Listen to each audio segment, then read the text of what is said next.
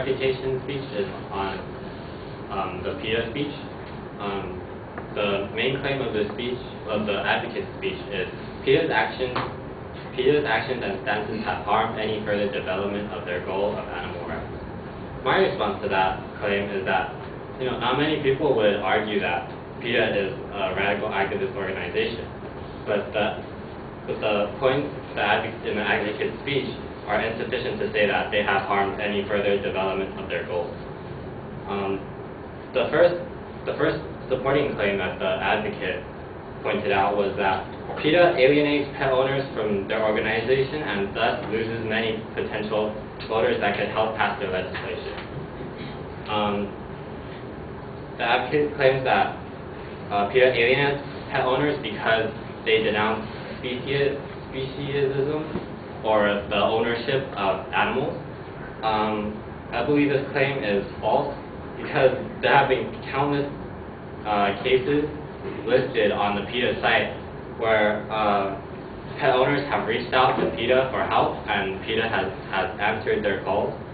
For example, during the 9/11 attacks, many people around the area were evacuated from their homes or apartments, and these people thought they were leaving their homes for a couple hours or maybe even at most a day.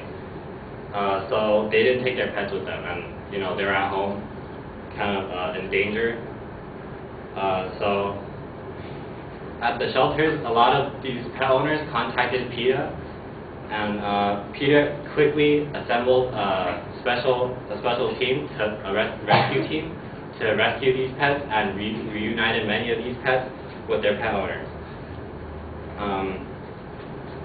Another point about this first claim is that the reasoning is kind of flawed, where just because PETA alienates pet owners doesn't mean pet owners won't support legislation for animal rights. So even if pet owners get ignored by PETA, it doesn't mean that they won't vote for legislation. The advocate's second claim is that PETA alienates people working outside of the law. PETA alienates people by working outside of the law. This is a misconception,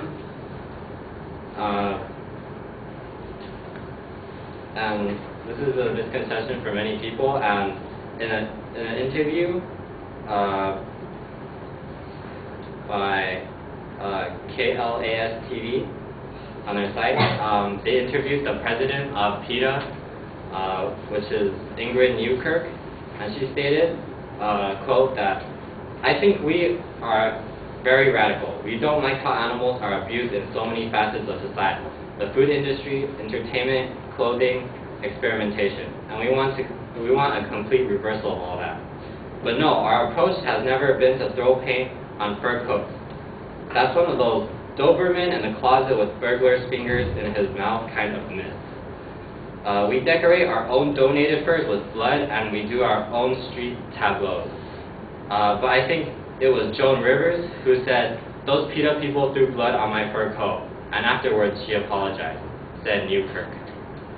So PETA has never encouraged their supporters to work outside of the law, and those few incidents were probably efforts of individuals. On the PETA website, under the tab labeled Victories, most of these events and demonstrations started with negotiations, sending letters to executives, and getting the public involved by using social networking sites or with boycotts. So saying that PETA works outside of the law is inaccurate. That brings me to the advocate's third claim, stating that PETA alienates parents. The claim states that PETA alienates parents by targeting their children with gruesome comics. In a research, I researched through consumerfreedom.com, which had a map of how it had a strategy of how PETA appealed to kids. PETA actually has age-appropriate strategies to target certain kids. Like they won't show kindergarten kids you know, blood and gore, but they start with friendly, colorful methods, how little kids like it, and they move on towards, like, as people grow up, they target the more grown-up kids with the more blood and gore, because they can handle it and they can accept it and reason with that.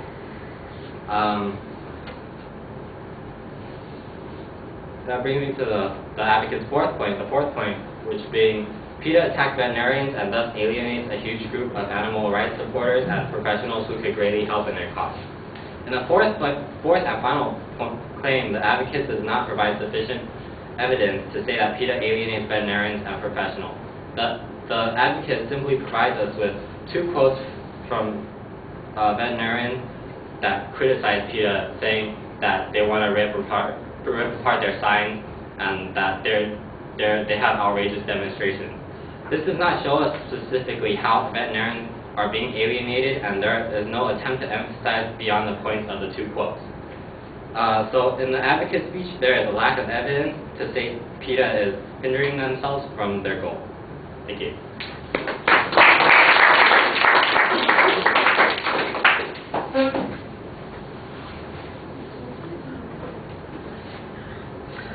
All right, well, the structure is good. You label all the claims. You're following the organization of the advocate clearly. On each of the points, you usually have an explanation of the analysis.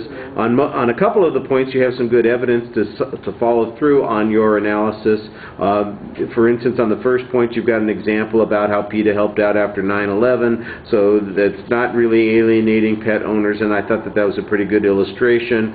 On the second point concerning the pet ownership thing and whether or not that alienates the voting bloc, it's mostly an assertion on that point.